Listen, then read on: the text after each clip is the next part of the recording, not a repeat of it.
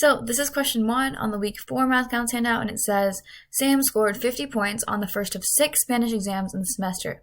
If Sam's goal is to have an average exam score of 90 points at the end of the semester, how many points will Sam need to score on average on the remaining 5 exams? So to answer this question, first let's review how averages work. Okay, so your average anything, an average in general is just going to be your total whatever amount of, in this case, it's amount of points divided by your number of objects. So Sam's looking for average points per test, so it's going to be total points divided by the number of tests that he takes. So in this case, Sam wants his average number of points per test by the end of the semester to be 90 points. So we can set this equal to 90. And so we already know the number of tests that Sam's taking in the semester, right? Because it tells us in the question. It says there's going to be 6 Spanish exams in the semester. So we can set our denominator equal to 6.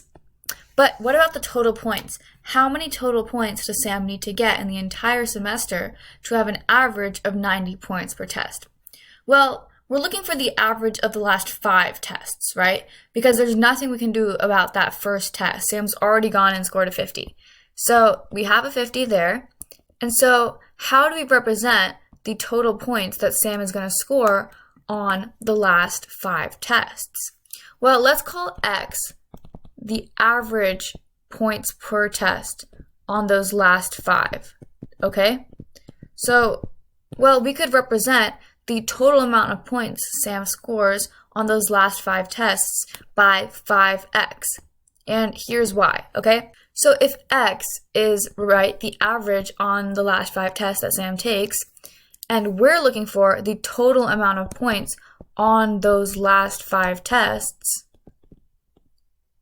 and there's 5 of them, well then the total points is just going to be 5 times x. So that's why we put this 5x here to represent the total points that Sam has to make from those last 5 tests.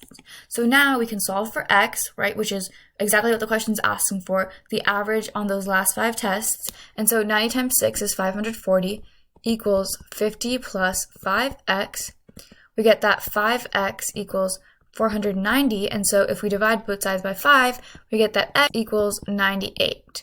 So Sam needs to average a 98 on his last 5 tests to get a 90 average. So, Sam better start studying.